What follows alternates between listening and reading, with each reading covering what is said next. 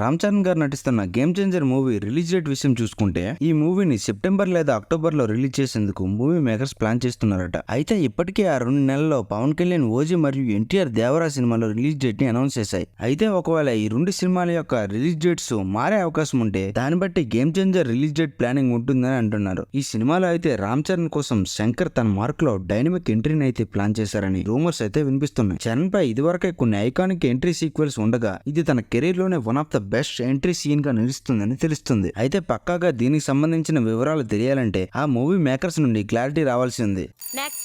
Mahesh Babu SSMB 29 movie కోసం మహేష్ బాబు గారు అయితే తన కెరీర్ లో ఏ సినిమాకి కూడా పెట్టిన ఎఫెక్ట్స్ ను ఈ మూవీకి అంతకు మించిన రేంజ్ లో పెట్టేందుకు సిద్ధమవుతున్నారు. అయితే ఇప్పుడు తన బాడీ బిల్డప్ ని కంప్లీట్ గా తన ఫేషియల్ లుక్ ని కూడా మార్చేస్తున్నారట. ఇది ఇలా ఉండగా ఈ మూవీ నుండి ఒక ఇంట్రెస్టింగ్ టాక్ అయితే వినిపిస్తుంది. మహేష్ బాబు గారు ప్రిపేర్ చేసిన ఈ సరికొత్త లుక్ టెస్ట్ కంప్లీట్ అయ్యేంత వరకు కూడా మహేష్ బాబు గారి దర్శనం అయితే ఫ్యాన్స్ కు ఉండబోతుందని, లుక్ టెస్ట్ కంప్లీట్ అయ్యాకే అన్ని బయటికి వస్తాయని టాక్ అయితే ఇప్పుడు వినిపిస్తుంది. అయితే I'm also waiting Mahesh Babu గారి న్యూ లుక్ కోసం.